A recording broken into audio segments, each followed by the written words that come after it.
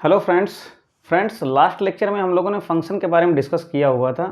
Function के type पढ़े हुए थे, फंक्शन की डिफिनीशन पढ़ी हुई थी। जितने भी फंक्शन के टाइप्स थे, फिर चाहे वो वन फंक्शन हो, फिर चाहे मैनी वन फंक्शन हो, फिर चाहे ऑन टू हो, मैनी वन हो या मैनी वन इनटू हो या many one onto function हो, ठीक है। और इसके साथ साथ हम लोगों ने कंपोजिशन ऑफ फंक्शन भी पढ़ा हुआ था। हम लोगों ने कंपोजिशन ऑफ फंक्शन पढ़ा हुआ था और सारे जितने भी टाइप्स हम लोगों ने देखे थे, उन सारे टाइप्स के हम लोगों ने एग्जाम्पल भी देखा हुआ था। आज हम लोग क्या करेंगे, आज हम लोग सबसे पहले तो इन्वर्स ऑफ फंक्शन पढ़ेंगे कि इन्वर्स ऑफ फंक्शन होता क्या है। और उसके बाद हम लोग क्या करेंगे कि जो फंक्शन हम लोगों ने फंक्शन का टाइप पढ़ा हुआ था, फंक्शन की डिफिनीशन पढ़ी हुई थी, उसके एग्जाम्पल्स को और हम लोग और थोड़ा सा बढ़ाएंगे आज के लेक्चर में। तो सबसे पहले बात हम लोग करते हैं कि इन्वर्स क्या होता है। कोई भी अगर फंक्शन है, उस फंक्शन का इन्वर्स क्या होगा। तो हम लोग सबसे पहले स्टार्ट करते हैं inverse of function. Okay, inverse of function, ठीक। इसमें कोई दिक्कत होगी नहीं। फंक्शन को हम लोग f की पावर n इस तरीके से हम लोग क्या कर सकते हैं, थोड़ा सा शॉर्ट फॉर्म में लिख देते हैं, ठीक है। तो फंक्शन का इन्वर्स क्या होगा, इतना हम लोग जानते हैं कि अगर कोई फंक्शन है, लेट a एंड b, ये दोनों क्या हैं, नॉन एम्प्टी सेट हैं। क्या है? नॉन एम्प्टी सेट है, ठीक है। और ये क्या है, इसको हम लोग क्या रीड करते हैं, f from a to b be a function. क्या है ये, क्या है, be a function. Okay, then f inverse from b to a। Okay, ये क्या कहलाएगा, ये कहा जाएगा, इसको कहेंगे हम लोग, इसको हम लोग कहेंगे इनवर्स ऑफ फंक्शन। इसको क्या कहेंगे हम लोग, इनवर्स ऑफ फंक्शन कहेंगे। क्या कहेंगे, इनवर्स ऑफ फंक्शन। अब थोड़ा सा इसकी डिजाइन ये होगी कि अगर हम लोग जो फंक्शन पढ़ते थे, अगर वो a टू b था, ठीक, इस तरीके से, ये क्या था, फंक्शन था। इसको अंदर ना लिख करके बाहर लिखेंगे इस तरीके से, ये है फंक्शन, ठीक। तो जो इनवर्स होगा वो कहाँ से कहाँ तक होगा, अगर जैसे ये है इस तरीके से, ये f इनवर्स है, तो ये कहाँ से होगा, b से a पे होगा, ठीक। सबसे पहली कंडीशन तो ये होनी चाहिए कि अगर कोई भी फंक्शन है उसका इनवर्स एग्जिस्ट, फिलहाल हम लोग इसके बारे में बात अभी कर रहे हैं जिसको हम लोग आगे बढ़ाना चाहते हैं। तो फंक्शन क्या, फंक्शन की डिफिनीशन थी, क्या थी, function f from a to b is a function, is called function. ये है क्या, फंक्शन इज ए रूल। सबसे पहले तो क्या है, ये क्या है, फंक्शन क्या है, एक रूल है which associates each or every element of a to unique element of b, ठीक। ये क्या करता है, इसके x के यानी कि हर एलिमेंट को, ईच एंड एवरी एलिमेंट को, ईच का मतलब हम लोग फाइनाइट सेट के लिए यूज करते हैं, एंड एवरी हम लोग इनफाइनाइट सेट के लिए। एक दो टर्म यहाँ पे हैं, तो दो टर्म, एक है ईच है और एक एवरी है। तो ईच को हम लोग फाइनाइट सेट के लिए यूज करेंगे, इतना याद रखना, ठीक, फाइनाइट सेट के लिए यूज करेंगे। एंड एवरी जो टर्म होगा हम लोग वो इनफाइनाइट सेट के लिए यूज करेंगे, ठीक। तो इस चीज को ध्यान में रखिएगा।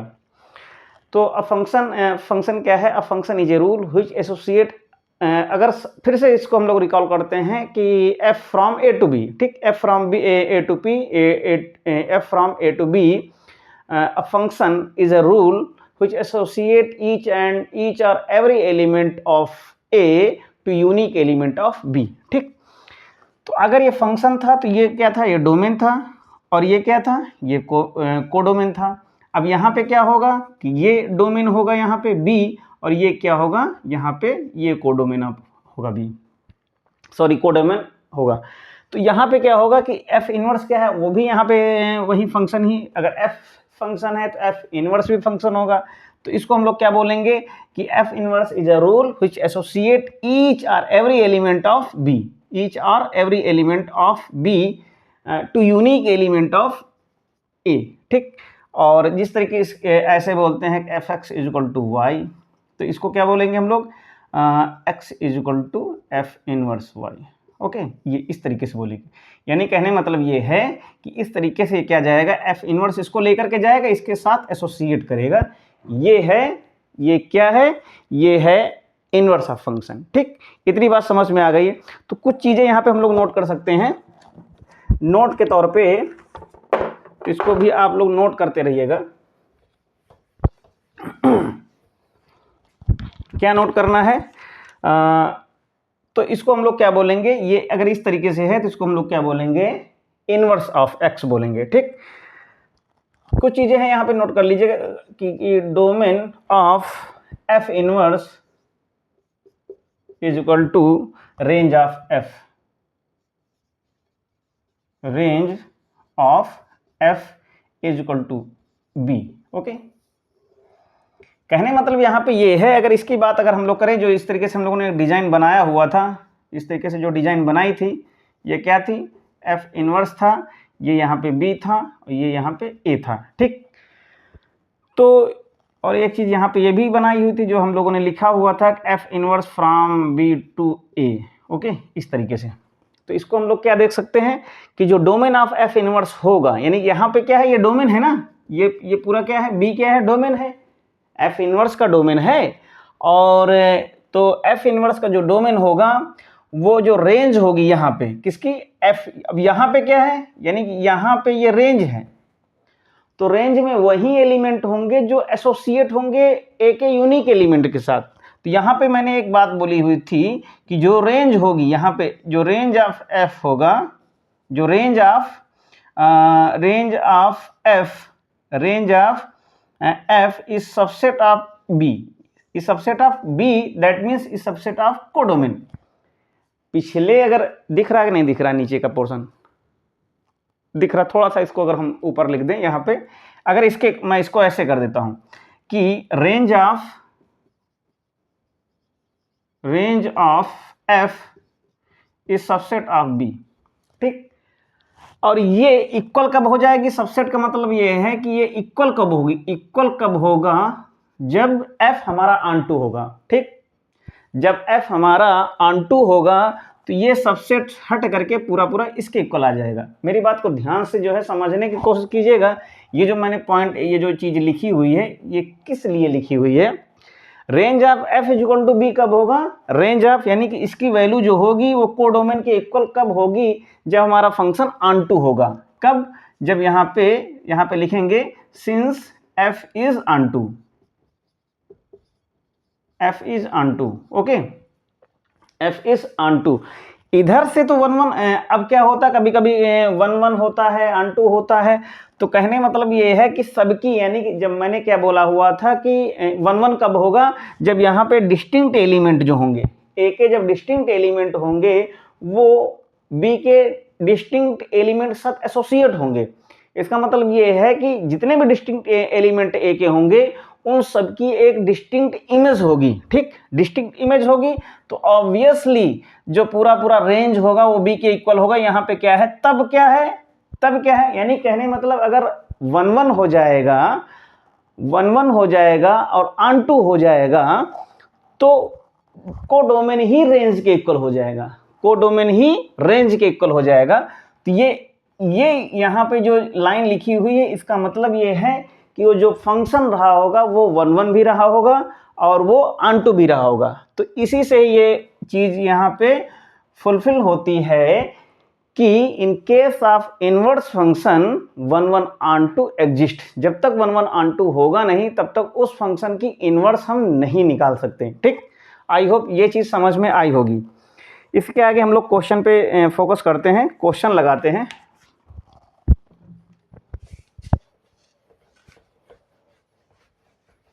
अब यहाँ पे सबसे पहला क्वेश्चन हम लोग ये लेकर के चलेंगे कि हम एक ऐसा यानी फंक्शन लिखेंगे एफ एक्स इक्वल टू, अब फंक्शन के फॉर्म में होगा। ठीक, जितने भी, एक चीज़ और नोट ध्यान दीजिएगा कि जितने भी कोई भी अगर इस फॉर्म में लिखा है, इस फॉर्म में लिखा है कि एफ एक्स की तरीके से लिखा है, तो ज़रूरी नहीं है कि वो फंक्शन ही हो। जैसे हम लोग यहाँ पे एक बात कर रहे हैं कि एक इस तरीके से डिजाइन है, एक रूल है कि F from A to A, A to एक मतलब है कि फंक्शन फ्रॉम ए टू या फ्रॉम इटसेल्फ टू इटसेल्फ, ठीक। अब यहाँ पे एक इस तरीके से f from A to A and A की वैल्यू दी हुई है कि ए की वैल्यू क्या दी हुई है 1 2 3 एंड 4, ठीक, ये लिखा हुआ है। अब यहाँ पे सबसे पहला, अब यहाँ पे कुछ ऑप्शन दिए हैं, उनको हम लोग चेक करेंगे कि F1 F2 F3 and F4, ठीक। F1 F2 F3 and F4, F4, ठीक। यहाँ पे कुछ इस तरीके से कंडीशन दी हुई है कि एक्स वाई, ये ब्लू जो है वो सही से जच रहा है कि नहीं जच रहा है, अच्छा दिख नहीं रहा, काला ही सही था, ठीक है। तो यहाँ ब्लैक से, ये ब्लैक से ही लिखते हैं, इस नीला नहीं चल रहा सही से, इसको हटा देते हैं।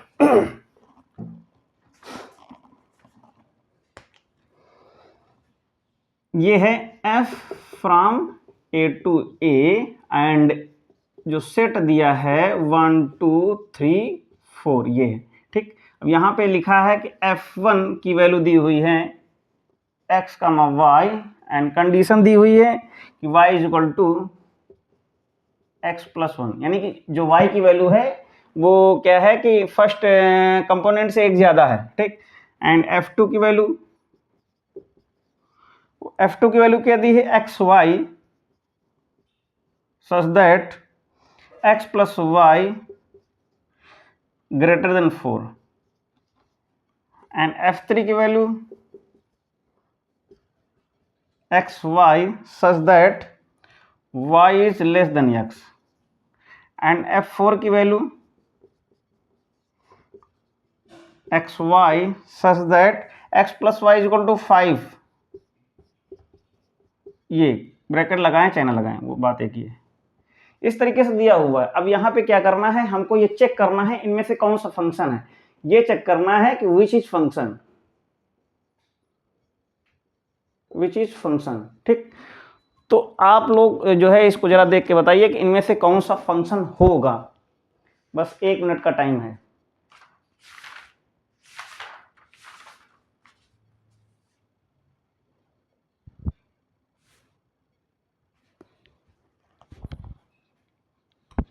अगर सबसे पहला वाला अगर हम केस देखते हैं तो यहाँ पे कह रहा है F1 इज इक्वल टू, अगर यहाँ पे मेरी बात ध्यान सुनिएगा, अगर इसको हम लोग अगर थोड़ा सा कैलकुलेट करने की कोशिश करेंगे तो यानी y की वैल्यू क्या है इसमें एक जोड़ दें तो एक कंडीशन ऐसी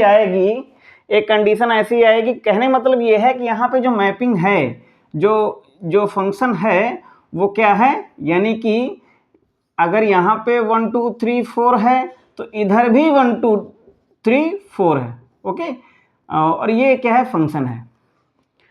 अब यहाँ पे कहने मतलब ये है कि सारे एलिमेंट, एक केस ऐसा आएगा कि अगर इस तरीके से हम बनाने की कोशिश करें तो जो इसके ऑर्डर्ड पेयर होंगे वो कैसे ऑर्डर्ड पेयर होंगे, अगर ए के यानी F1 के अगर हम ऑर्डर्ड पेयर की बात करें तो क्या होगा कि 1, यानी कि कहने मतलब ये है कि फंक्शन की कंडीशन फुलफिल होनी चाहिए ना। तो यहाँ पे अगर हम थोड़ा सा अगर काम करें, अगर यहाँ पे F1 को अगर हम लोग डिजाइन करेंगे तो F1 को कैसे डिजाइन कर सकते हैं, अगर हमने 1 लिया, ठीक, और 1 लेने के बाद अगर इसमें 1 जोड़ेंगे तो क्या हो जाएगा 1 2 हो जाएगा, और उसके बाद फिर से अगर हम लोग क्या करें कि यानी कि 2 लेते हैं, ठीक, तो अगर हमने 2 लिया तो दूसरा वाला क्या हो जाएगा वो 2 3 हो जाएगा। फिर इसके बाद क्या, यानी कहने मतलब ये है कि फिर इसके बाद अगर हम लोग यानी कि 1 2 लिया, यानी 1 की इमेज यहाँ पे क्या है 2 है, और 2 की इमेज क्या है वो 3 है, और 3 की इमेज क्या हो जाएगी 4 हो जाएगी, 4 की इमेज क्या हो जाएगी 5 हो जाएगी, ठीक। इसके अलावा अगर हमने क्या किया, यानी क्या है ये 1 1 पे जाएगा, ये यानी 1 की कोई इमेज ही नहीं मिलेगी।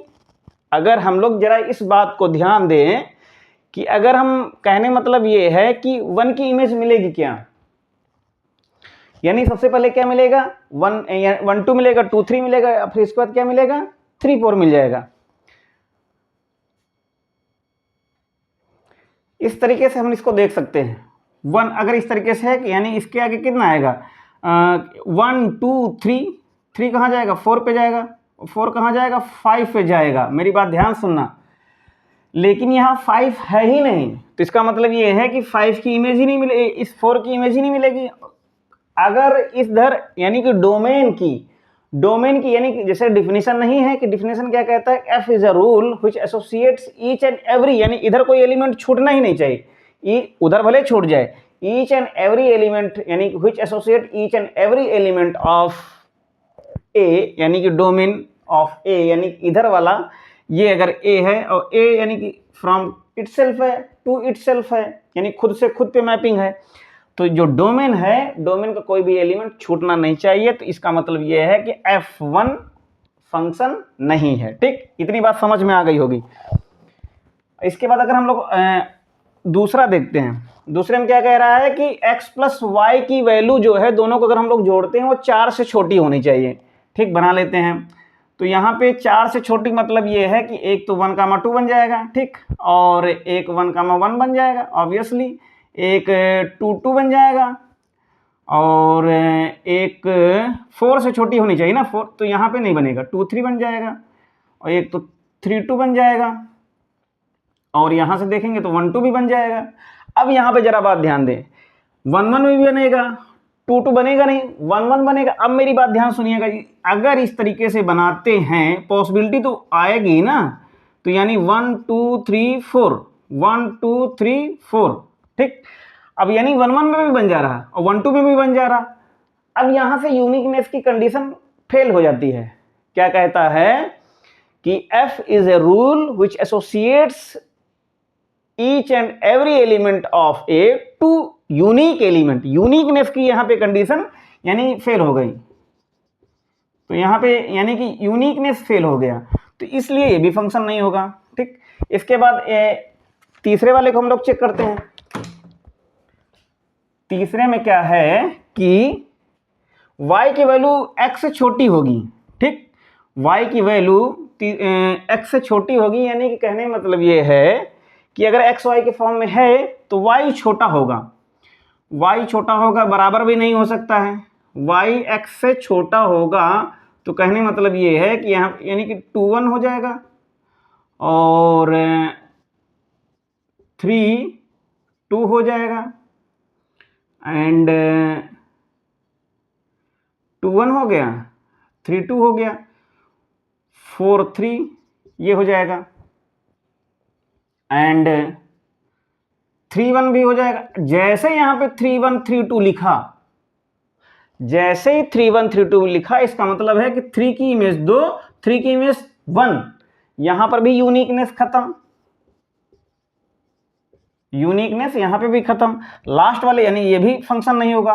लास्ट वाला देखते हैं, कह रहा है कि x प्लस वाई की वैल्यू 5 आनी चाहिए, तो 5 यानी दोनों को जोड़ करके 5 आना चाहिए, दोनों को जोड़ करके 5 आएगा। इसका मतलब F4 को बनाते हैं तो F4 में क्या आएगा, तो एक तो 3 2 और उसके बाद 2 3, बस यही दो बनेंगे।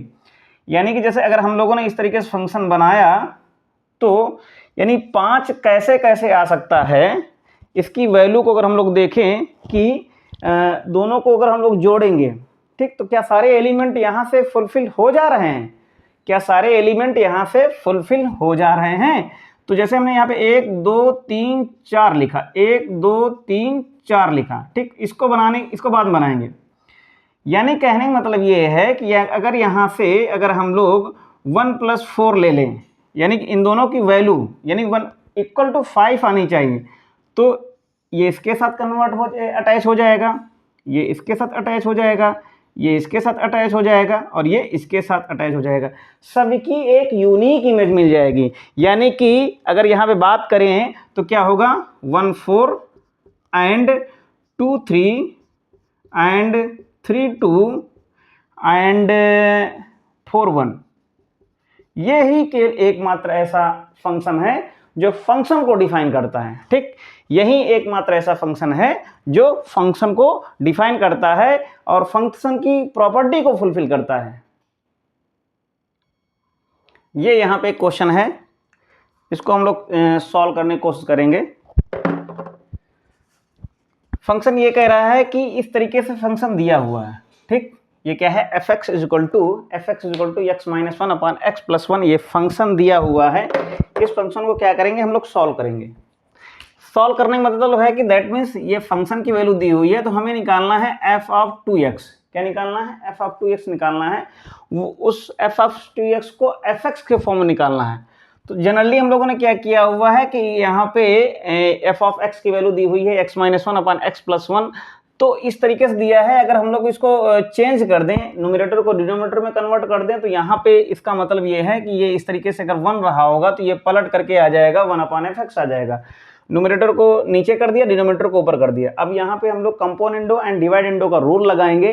कंपोनेंडो एंड डिवाइडेंडो का रूल ये होता है कि हम लोग क्या करते हैं, न्यूमरेटर में डिनोमिनेटर को ऐड करते हैं और न्यूमरेटर में डिनोमिनेटर को ऐड करते हैं एंड जो फिर से नीचे क्या करते हैं, न्यूमरेटर में डिनोमिनेटर को सब्ट्रैक्ट करते हैं। ये एक रूल है कंपोनेंडो को डिवाइडेंडो करने का, तो आप लोग इसको नोट भी कर लीजिएगा। इसमें करेंगे क्या, ये न्यूमरेटर है, डिनोमिनेटर में इसमें इसको ऐड करेंगे ऊपर और इसमें इसको सब्ट्रैक्ट करेंगे, तो क्या हुआ 1 प्लस एफ एक्स, नीचे 1 माइनस एफ एक्स हो जाएगा।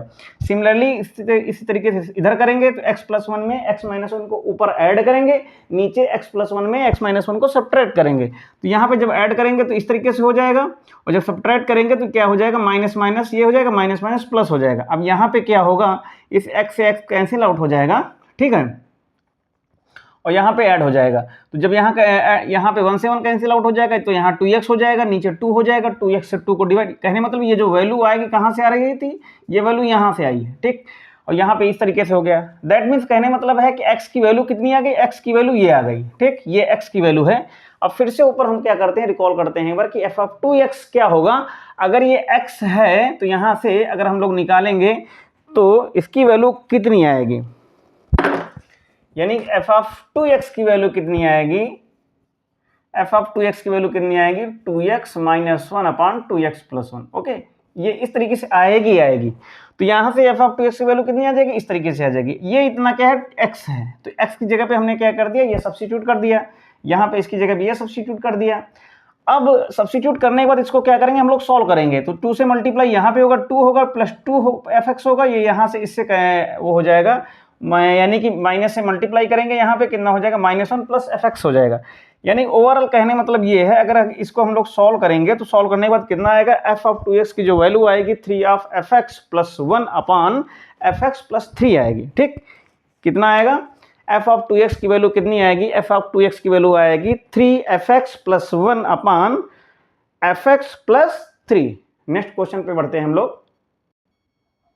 ये यहाँ पे एक फंक्शन है f x equal to x minus one upon x square minus 3x plus 3, ठीक। ये फंक्शन है, इस फंक्शन की हमको क्या निकालना है, रेंज निकालनी है। रेंज का मतलब ये है कि हमें वो ऑल सारे यानी कि y एलिमेंट फाइंड आउट करने हैं जो x यानी कि x के ऑल x की प्री इमेजेस हैं, ठीक। समझ में आया। फिलहाल हमें यहाँ पे रेंज निकालनी है, थोड़ा सा इसको हम लोग कैलकुलेट करेंगे। कैलकुलेट करने के बाद इस तरीके से, यानी इसको हम लोग एफ एक्स को y कंसीडर कर लेंगे, y कंसीडर के पास थोड़ा सा एक मिनिमल कैलकुलेशन है, उसको हम लोग कैलकुलेट करेंगे तो ये क्या हो जाएगी, ये एक क्वाड्रेटिक इक्वेशन फॉर्म में बन जाएगी, ठीक। क्या बन जाएगी, एक क्वाड्रेटिक इक्वेशन बन जाएगी। क्वाड्रेटिक इक्वेशन किस तरीके से बन जाएगी, इस तरीके से बन जाएगी कि A square X plus B X plus C, ठीक, sorry A X square is equal to 0। ये इस तरीके से एक क्वाड्रेटिक इक्वेशन बन जाएगी। अब यहाँ पे अगर हम लोग कंसीडर करें कि x की value if x is real हो जाए, if x is real then implies that जो हमारा d का जो वैल्यू होता है, d डिस्क्रिमिनेंट होता है, वो ग्रेटर देन और इक्वल टू 0 हो जाएगा फॉर रियल के केस में। इसका मतलब क्या है कि ये हो जाएगा b square minus 4ac is greater than equal to 0। तो अगर यहाँ से हम लोग करेंगे तो यहाँ पे करने बाद क्या होगा कि यहाँ पे आएगी हमारे पास एक कैलकुलेशन मिल करके आएगा कि 3y n plus 1 is equal, यानी बी स्क्वायर मतलब दैट मीन्स ये b की वैल्यू हो जाएगी -4 और ये हो जाएगा 3y प्लस 1 ग्रेटर देन और इक्वल टू 0। ओके, ये इस तरीके से, यानी कि बी स्क्वायर माइनस 4a और ये c, ठीक, ग्रेटर देन और इक्वल टू 0। अब यहाँ से थोड़ा सा हम लोग कैलकुलेट करेंगे तो यहाँ से एक यानी कि 2 तरीके से मिलेंगी, ये और ये सेम है, तो क्या हो जाएगा यहाँ से, यानी 3y एन प्लस 1 और एक दूसरा मिलेगा, यहाँ से क्या कैलकुलेट करेंगे, कैलकुलेट करने के बाद मिलेगा 1 माइनस वाई, ठीक, is greater than equal to 0। अब यहाँ से क्या होगा कि अगर इसकी वैल्यू को अगर हम लोग यहाँ से करेंगे तो इसकी value greater than equal to हो नहीं सकती, क्योंकि ये क्या है, निगेटिव में आ जाएगा। इसको क्या करेंगे, यहाँ से अगर हम लोग करेंगे तो यहाँ कहने मतलब ये है कि एक तो ये हो जाएगा 3y + 1 is greater than equal to 0, एक ये। तो यहाँ से क्या मिलेगा कि जो y की वैल्यू होगी, इसको इधर लिख देते हैं हम लोग। इतना लिखने के बाद दो चीज़ें मिलेंगी, एक तो एक ये मिलेगा और एक यहाँ से मिलेगा 1 माइनस वाई की जो वैल्यू होगी ग्रेटर देन 0 होगी। दोनों से अगर हम लोग कैलकुलेशन करेंगे तो y की जो वैल्यू होगी वो क्या होगी, वो less than or equal to, यानी कि greater than or equal to 1 होगी। और दूसरी वाली वैल्यू क्या होगी कि y की value greater than or equal to -1/3। यहाँ से दोनों को अगर हम लोग सॉल्व करेंगे, इसको देखिएगा, कहने मतलब ये है कि अगर दोनों तरफ प्लस माइनस वाई कर दें तो यहाँ से कितना मिलेगा, यानी y is greater than equal to, sorry 1 is greater than equal to y, ठीक। यहाँ से अगर हम लोग करते हैं तो यहाँ से कहने मतलब ये है, सबसे पहले 1 को सब्ट्रैक्शन करेंगे तो यहाँ से क्या हो जाएगा, 3y greater than or equal to, यानी कितना होगा, -1, ठीक। तो कहने मतलब ये है कि यहाँ से जो y की वैल्यू होगी वो ग्रेटर देन इक्वल टू कितना होगी, माइनस का 1/3, 3 नीचे चला जाएगा ये। तो यहाँ से इसका मतलब है y की वैल्यू 1 से छोटी है, ठीक। तो y is less than equal to 1 और y की वैल्यू यानी कि -3 से क्या है, बड़ी है, तो यानी ये हो जाएगा माइनस का 1/3। ये क्या हो जाएगा, ये भी ग्रेटर देन इक्वल टू 0 हो जाएगा, ठीक। तो कहने मतलब ये है, इधर वाला पोर्शन दिख रहा है, ओके दिख रहा। तो कहने का मतलब ये है कि जो रेंज होगी इस y की, रेंज क्या होगी, यानी क्या होगा, यानी कि क्लोज इंटरवल होगा, यानी -1/3 एंड 1, ये होगा इसका इंटरवल, ठीक। यानी ये इंटरवल दैट मीन्स रेंज होगी कि जो y की जो रेंज है वो कहाँ से कहाँ के बीच में होगी, -1/3 और 1 के बीच में होगी इसकी रेंज, ठीक। इतनी बात आप लोगों को आई होप समझ में आई होगी, ठीक है। तो नेक्स्ट क्वेश्चन पे बढ़ते हैं हम लोग। एक क्वेश्चन ये है कि f from z to z, z यहाँ पे क्या है, एक यानी सेट ऑफ इंटीजर है, क्या है, सेट ऑफ इंटीजर है। अब यहाँ पे ये बताना है कि कौन कौन से फंक्शन, एक फंक्शन दिया हुआ है f(x) = x³ दिया है, ओके, एंड एक फंक्शन दिया हुआ है f(x) = x+2 दिया है, और एक फंक्शन दिया हुआ है f(x) = 2x+1, ओके, एंड एक फंक्शन दिया हुआ है f(x) = mod x, ये दिया हुआ है। इस तरीके से फंक्शन दिए हुए हैं। अब मेरी बात को ध्यान से समझिएगा कि कहने मतलब ये है कि अगर इस केस में बात की जाए, थोड़ा सा इसको क्या करना है, एनालाइज करना है। एनालाइज करेंगे तो ऑटोमेटिक चीजें वो समझ में आने लगेंगी। जेड कैसा होता है, ये है जेड, इधर से भी जेड क्या होगा, अगर यहाँ पे 0 है तो ये -1, -2, -3, 1, 2, 3, 4 एंड सो ऑन, बिल्कुल जस्ट लाइक दिस। निगेटिव में वो सारी चीजें इधर आएंगी, बिल्कुल इधर भी ऐसे ही। अगर इसकी बात करें, मान लो -5, -4, -3, -2, -1, 1, 2, 3, 4 एंड 5, इस तरीके से क्या है, मिलेंगे। यानी कि itself from z to itself वही सारी चीजें हैं, ये भी सेट ऑफ इंटीजर है, ये भी सेट ऑफ इंटीजर है। एक्स क्यू भी बात देते हैं, एक्स क्यू में जो भी वैल्यू लेंगे, जो भी निगेटिव टर्म लेंगे, ठीक। कहने मतलब ये है कि जितने भी, अगर माइनस को करेंगे तो क्या आएगा, माइनस इधर चला आएगा, ठीक। क्या होगा, माइनस को अगर हम लोग -1 की वैल्यू लेंगे तो -1 भी इधर ही चला आएगा। और इसके अलावा जैसे कहने मतलब ये है कि अगर यहाँ पे माइनस की वैल्यू इधर आ जाएगी, 1 की वैल्यू इधर आ जाएगी, ठीक। मेरी बात को समझने की कोशिश कीजिएगा कि जो x³ की जो वैल्यू निकालेंगे है ना, ये गलत तरीके से मैं बता रहा था, इसके बारे में थोड़ा सा ध्यान दे। ये देने वाली चीज है कि कहने मतलब ये है कि मैं गलत था थोड़ी देर के लिए, क्यों? क्योंकि यहाँ पे एक्स क्यूब इक्वल टू क्या लिखा है, एफ एक्स लिखा है, ठीक। और यहाँ पे यानी कि ये 1 1 तो हो जाएगा, कहने का मतलब है कि अगर इधर से अगर हम लोग करें, लेकिन इसकी इमेज कैसे होल्ड, यानी बाइजेक्टिव ये ऑनटू होगा कि नहीं होगा इधर की। तो यहाँ पे क्या करेंगे हम लोग, ये x cube equal to y हो जाएगा। अगर और यहाँ से एक्स की वैल्यू कितनी हो जाएगी, क्यूब रूट ऑफ वाई।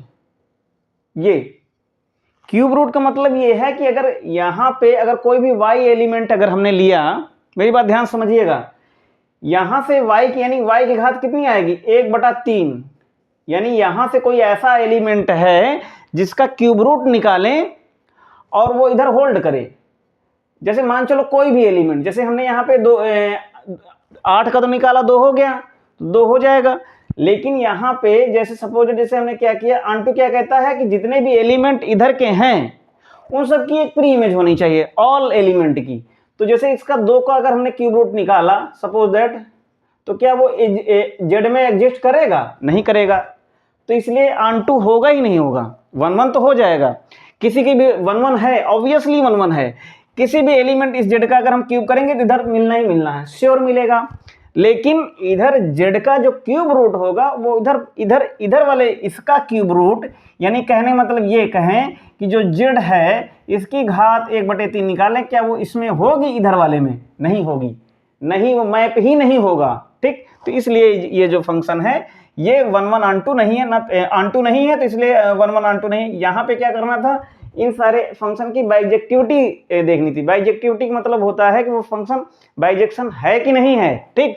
यानी बाइजेक्शन दैट मीन्स वो फंक्शन 1 1 एंड ऑनटू बोथ वो है कि नहीं। तो यहाँ पे ये नहीं होगा, ठीक। अब यहाँ पे इसको थोड़ा सा बाद में चेक करते हैं, यहाँ पे देखते हैं इसको जरा सा भी अगर हम लोग y के इक्वल करेंगे तो y की वैल्यू यहाँ से कितनी आ जाएगी, 2x + 1 आ जाएगी। और इसको थोड़ा सा सॉल्व करेंगे, 2x = हो जाएगा y - 1 एंड x = आ जाएगा y - 1/2। जैसे ही 2 आएगा वो डेसिमल में आ जाएगा, वो डेसिमल में आ जाएगा तो इसके अकॉर्डिंग भी ये वाला फंक्शन क्या होगा, वो उस वाले वो फंक्शन ऑनटू नहीं होगा। जैसे ही बाई 2 आए, बाई 3 है, कुछ भी जैसे डेसिमल में आएगा, decimal number does not belong to integers, ठीक। तो ये भी क्या है, ये भी ऑनटू नहीं होगा, ऑनटू नहीं है, ऑनटू नहीं है ना 1 1 होगा। 1 1 अगर हो भी जाएगा, 1 1 तो हो जाएगा लेकिन ऑनटू नहीं होगा, बाइजेक्टिविटी इसकी भी फेल हो जाएगी। अब इसमें देखते हैं इसकी वैल्यू क्या होगी। इसकी जो वैल्यू होगी वो इस तरीके से फंक्शन को डिफाइन किया जाएगा कि यहाँ पे x यानी यहाँ पे -x, यानी कि इसका मतलब क्या है, x इज ग्रेटर देन 0 और इसकी क्या हो जाएगी, x इज लेस देन 0।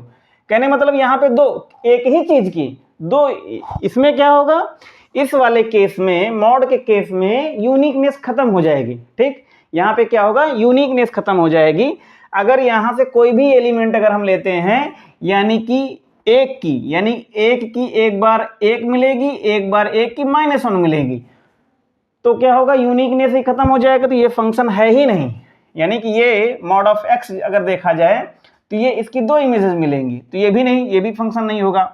बाइजेक्टिविटी तो बात ही अलग है। अब यहाँ पे इसकी बात करते हैं कि यहाँ पे आते हैं, ये वाला, ये 1 1 ऑनटू बोथ होगा। ये जो फंक्शन है f(x = x + 1), ये क्या है, ये 1 1 फंक्शन है, ठीक, सॉरी 1 1 ऑनटू फंक्शन है।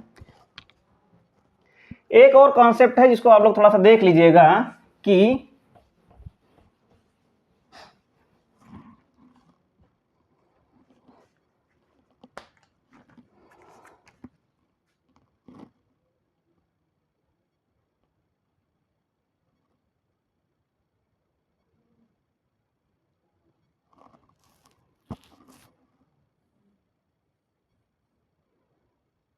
जैसे कि एक सेट है, एक ये सेट है, एक ये सेट है, ठीक। ये है A, ये है B, इसमें एलिमेंट हैं, इसमें नंबर ऑफ एलिमेंट हैं, नंबर ऑफ एलिमेंट हैं m, इसमें नंबर ऑफ एलिमेंट हैं n, ठीक। यहां से यहां तक क्या है, एक फंक्शन है, और ये फंक्शन है इंजेक्टिव,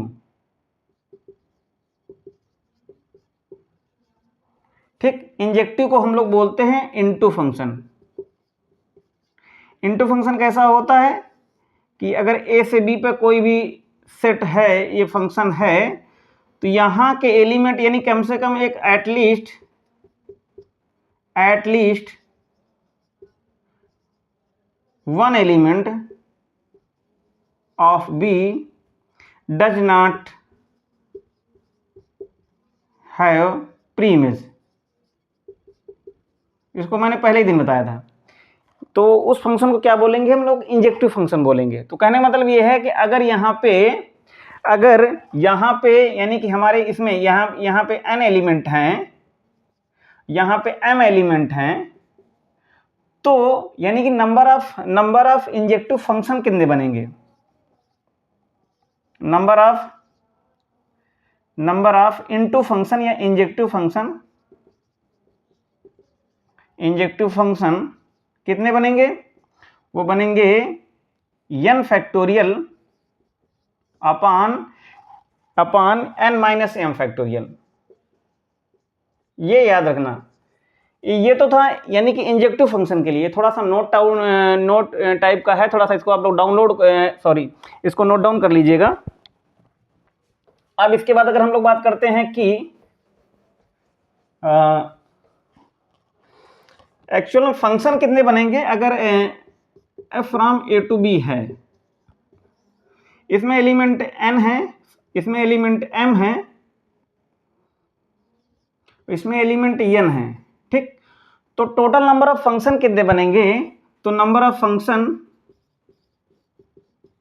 कितने बनेंगे? n to power m। ठीक, ये भी इसको याद रखना कि अगर कोई भी फंक्शन दिया हुआ है f from a to b और नंबर ऑफ एलिमेंट a में m है और नंबर ऑफ एलिमेंट b में n है, तो नंबर ऑफ फंक्शन कितने बनेंगे? वो n to power m function बनेंगे। ठीक है,